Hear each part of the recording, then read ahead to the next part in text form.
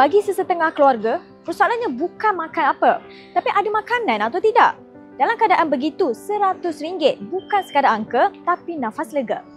Tahun ini, setiap rakyat Malaysia menerima sumbangan asas rahmah atau SARA yang dimasukkan terus ke dalam kad pengenalan.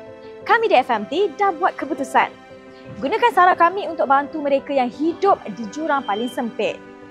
Kami beli barang dapur, angkut semuanya ke dalam van dan bersedia turun padang. Teruskan bersama kami dalam perjalanan ini. Tengok sendiri ke mana bantuan kecil ini boleh membawa harapan yang besar.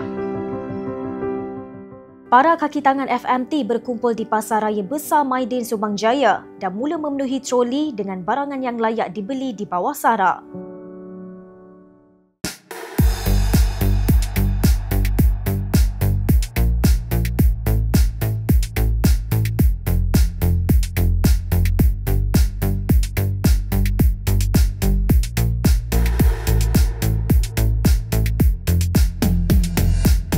Kami memuatkan semua barangan ke dalam van dan menuju ke pejabat FMT di Petaling Jaya, di mana lebih ramai kaki tangan turut serta dengan sumbangan tambahan.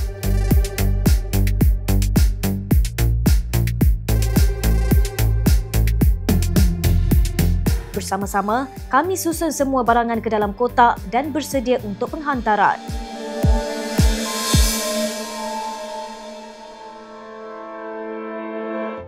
Kita tengok sendiri nilai RM100 tu berapa banyak sebenarnya. Pada kita yang tidak memerlukan, memang kita rasa sikit.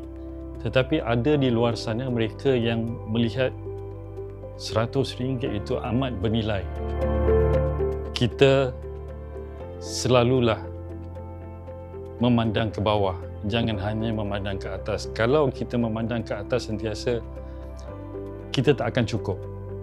Kita pandang ke bawah, kita dapat melihat lebih ramai orang yang memerlukan.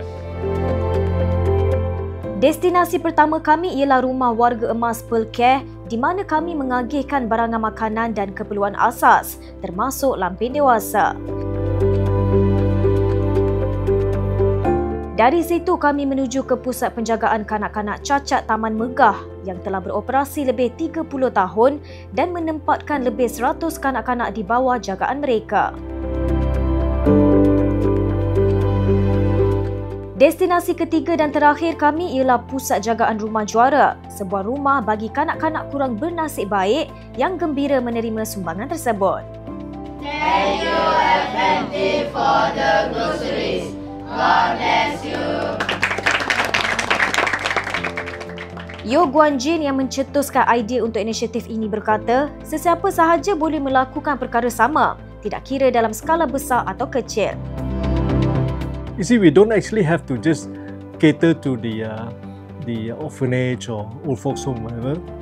Maybe our next door neighbor can't afford the next meal. We can also help, you know. Ingat rakyat Malaysia, anda hanya ada sehingga 31 Disember untuk menebus SARA anda atau baki dana akan dikembalikan kepada kerajaan. You'll be surprised that many Malaysians have not redeemed their SARA. Maybe many of them have forgotten that they have RM100 allocation which they can spend on basic necessities.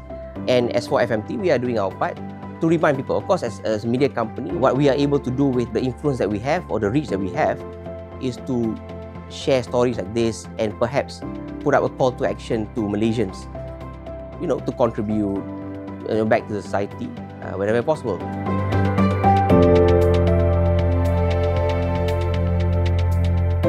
Tiada rasa yang lebih menyentuh jiwa daripada melihat seseorang tersenyum kerana tindakan kita. Di FMT, kami berharap detik kecil ini mampu membangkitkan inspirasi di sanubari anda untuk menyinari hidup orang lain. Mari kita teruskan semangat ini. Bersama kita menjadi sandaran kepada mereka yang benar-benar memerlukan, walaupun dengan hanya satu sentuhan kebaikan yang sederhana tapi penuh makna. Haili Izzati, FMT.